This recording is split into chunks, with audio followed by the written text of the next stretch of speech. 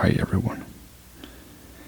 Like I said in my previous video, I'm gonna be talking more about my newfound Warhammer hobby.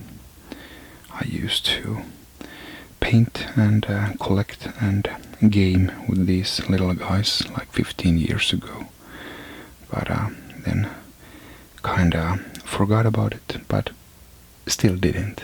I guess it always remained somewhere in the back of my head that I should start painting again.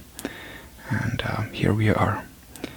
The Age of Sigmar game replaced the previous Warhammer Fantasy Battle about 2 years ago, and fans of the original game weren't happy, and I guess they had good reason for that. Basically Games Workshop getting rid of their 30-year-old game and just making a new one, which, at first, admittedly, wasn't a very good game. But last year they made some rules changes to the game, and this year they made another edition of the rulebook, and I think the game is coming to its own stride here, and something a bit different, and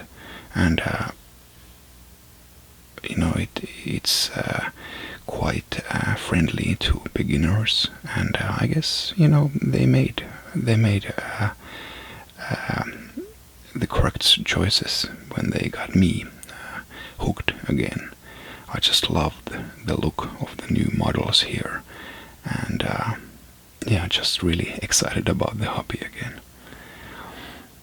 I'm gonna be showing, in my previous video I assembled a few of the figures or miniatures, and in this video I'm gonna be showing my painted ones, and at the end of the video I'm gonna be reading some of the lore from the Warhammer Age of Sigmar rulebook, so you know a bit what's happening in the world. But here we are. Here are my Stormcast Eternals half from the starter set. It's one half Stormcast Eternals and one half Chaos Khorne, to be exact. And I like the look of these guys. Of course, they're big, bulky soldiers in armor, and they have been said that these aren't space marines like in the Warhammer 40,000 game, that these are land marines, and I guess they're quite right. These do resemble a lot the space marines, but still I love the fact that they're all gold. It just looks fantastic. And it's easy to paint them with some striking details, like I have here blue and red and white. Just pops, looks great. I have here 2 units of 5 of Liberators, 1 unit of 3 Retributors, 1 unit of 3 Prosecutors, and a Lord Relictor, and a Lord on Dracoth. And I guess I should, zoom in and show you some of these guys close up.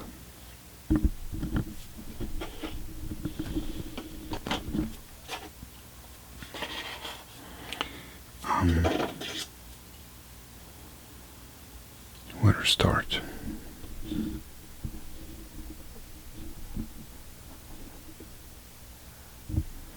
So here we have the Lord Relictor.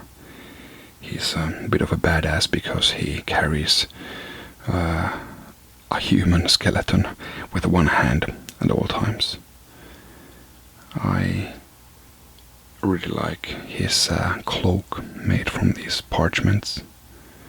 Lots of nice details here. I had a fun time painting this guy up.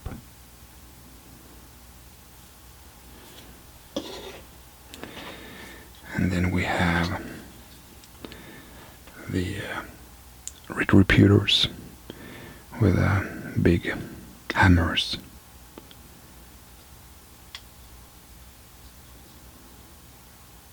And these little backpacks as well, with more of these scrolls flowing in the wind.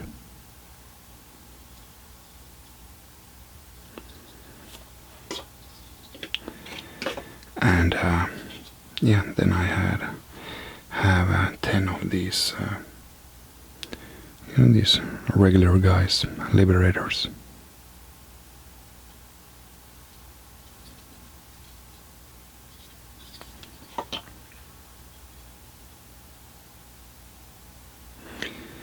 And you can really, well, maybe I can find a better.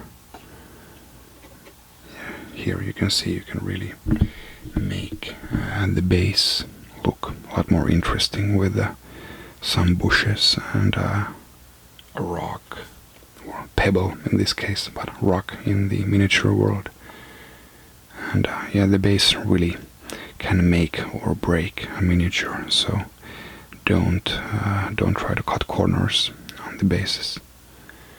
I also have like a sand texture here. It's pretty easy these days to get a good finish on your base. They have a sand mixed in with the paint, so you can just paint straight from the pot, and you achieve a sandy appearance. Previously, back when I was young, I had to, first apply sand with a PVA glue and then paint over it. And yeah, and even these little bushes you can buy, pre-made, and just glue them on with super glue, and it looks really great. Here I have the leaders of the Liberator units. They have a cooler shield, and also have this cape on the back here. And also have the red, it's not hair, but what do you call that, on the top of their helmets.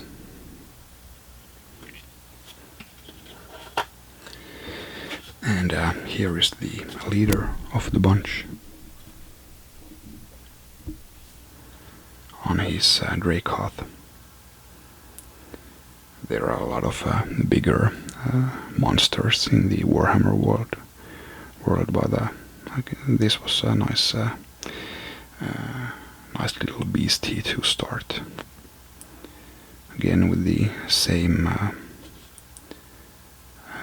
kind of armor on the beast itself as well, and nice cape here.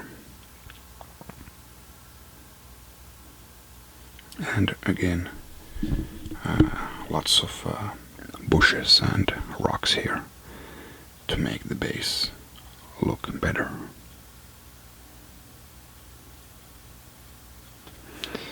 And finally I got these prosecutors, and I just love these both as a model and well, I guess I'm really happy how they turned out, painting wise. Well, first up, this is so impressive if you just move this out of the way. Just the pose here, the entire model is suspended mid-air with just a small little piece of plastic here, and yeah, this weigh nothing at all, so there's no strain here. But yeah, you couldn't have even dreamed of stuff like this 15 years ago. And yeah, I'm really impressed with the models these days. They really have made some huge improvements. But yeah, here you can see the wings that I have this gradient here. And I just think that these look so striking on the battlefield.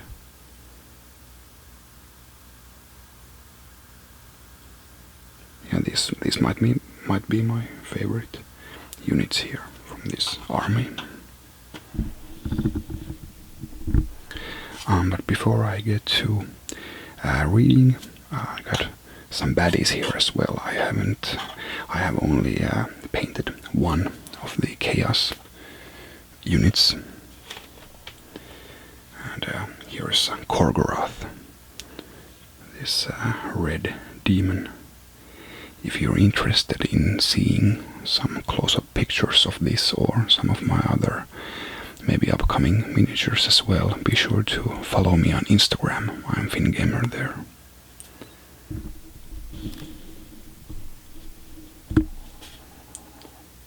But yeah, here we have the Gorgoroth.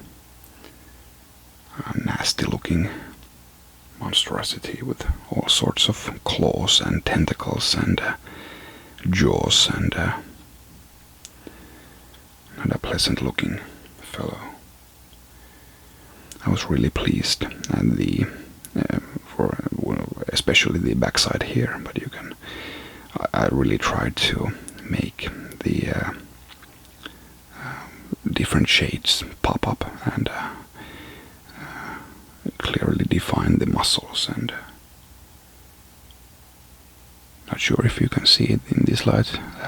Again, take a look at my my Instagram account. You can see really detailed pictures there. This is my favorite part of the Gorgoroth. Underneath his skin, it's full of human skulls and bones, and the skin has been ripped here from the top, and you can see dozens of skulls pouring out there. Pretty cool. And here's a fun little detail.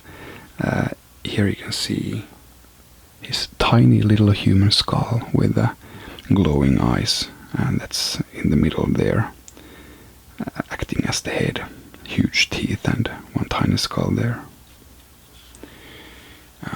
Here on the base I added this skeleton and some other skulls here from a specific kit made for basing your miniatures, and I thought the skeleton would look right at home there at the feet of the Gorgoroth. Okay, so these were my painted figurines.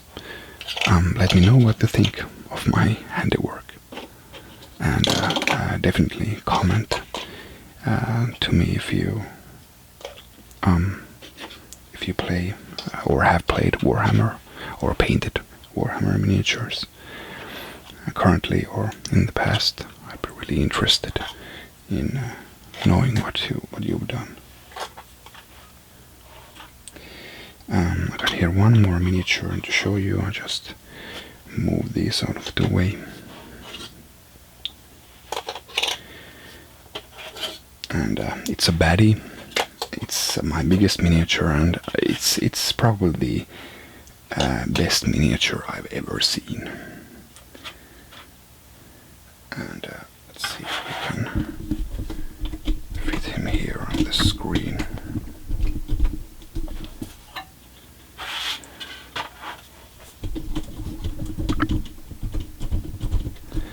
So here we have Archaon, the ultimate baddie in the game. He's the one that caused the end of the world in the previous game, so you can blame him for getting rid of Warhammer Fantasy Battle and giving birth to Age of Sigmar. But yeah, it's just exquisite. it's I can't believe how cool this is. And yes, this is very intimidating to start painting. I haven't even begun here. I'm just gathering my my courage here to start doing this. Well, I guess I'll just have to, spray paint it black and go from there. But yeah, this is 31 centimeters tall, up to the tip of the wing, which is huge, and the base is huge. And yeah, just actually, I'm gonna take the guy off here. I have him separately in order to paint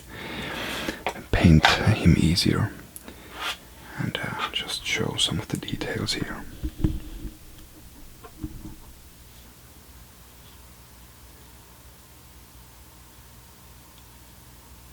And again, something like this would have never been possible like 15 years ago. So I'm just super impressed here, and I had to get this. I'm probably not even gonna be able to field this in any game. Not that I'm playing a lot of games even at the moment. You just have to. If you love miniatures, paint miniatures. The game is it's almost always just a little bonus there. But here you can see again some crazy details.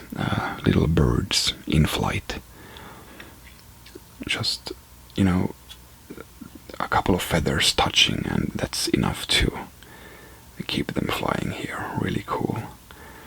And here, this whole huge model, it's attached to the base from here, this little piece, and here attached to the rubble here.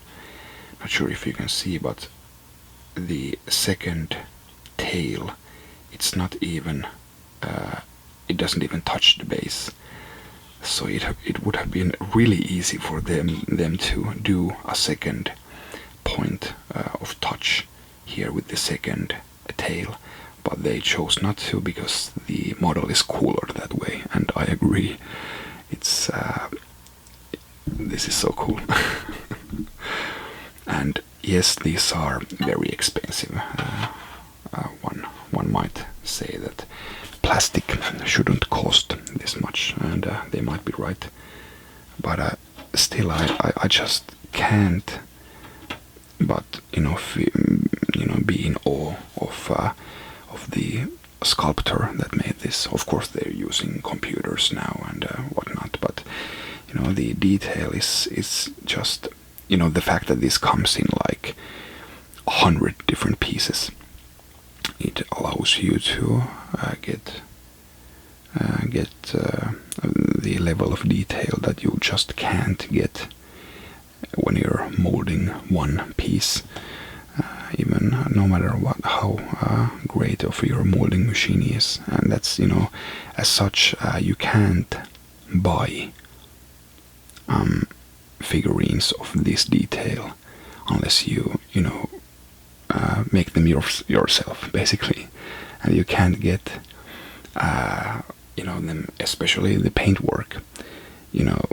If you try to paint something like this automated, I guess these days you can get a pretty good finish, but it's nowhere near perfect. Of course, you might botch it up yourself when you try to paint it, but you get my point. I just love the detail here, and it's out of this world.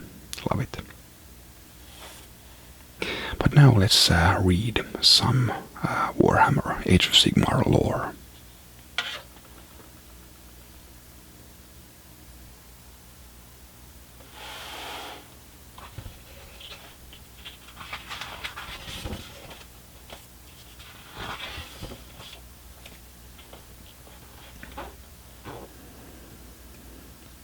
Sigmar's storm, long in the making, has finally broken. shafts of magical lightning spear from troubled skies. The heroes of the new dawn descend, borne to battle by twin-tailed bolts. Men of light are they, sent from the heavens to wreak vengeance. Each herald's burnished plate is aglow with the fires of burning worlds. Lightning crackles from their eyes, and halos of power wreathe their runic weapons. Their glowing hammers fall, and with them the beginning of a new age. This night the battlefields of their realms drink not the blood of the oppressed, but that of the tyrant. The Stormcast Eternals have come, and they have brought death.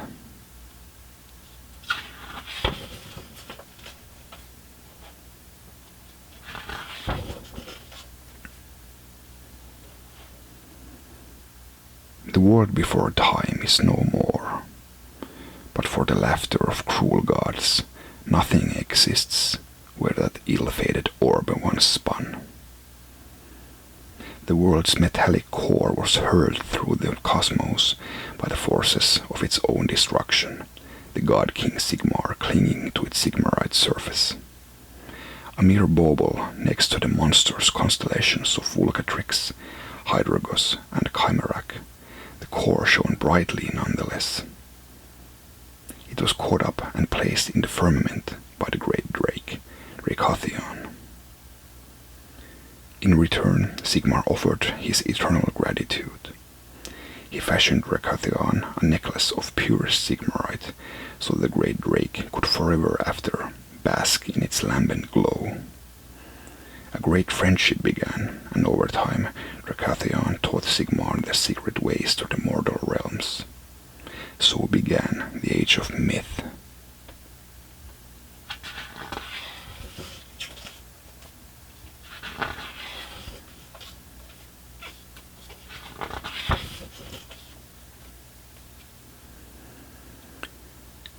As the blood-stained tapestry of the Age of Chaos unfolded, Sigmar came to a profound realization.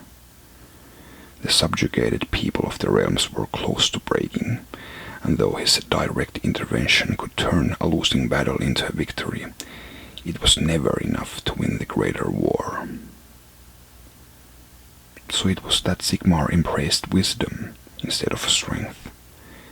Divorcing the celestial realm from the mortal realms, he called upon his ally, the great creator Grungni. Their forge was the heavens, their steel was the Sigmarite of the world that was. All they needed were heroes to wield it. Those mortal warriors, with defiance in their souls, were snatched from the embattled realms in flashes of blinding light. Though their trials of becoming saw them blasted in body and spirit, the most worthy were instilled with divinity.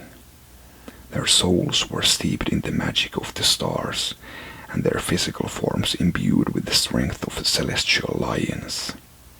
Reborn, they emerged from Sigmar's mystical forges as Stormcast Eternals, immortal heroes destined to cast down the tyranny of chaos. Sigmar's storm hosts have grown strong indeed. Only now does he unleash them, opening the gates of Azir to strike at the legions of the dark gods with world-shaking force.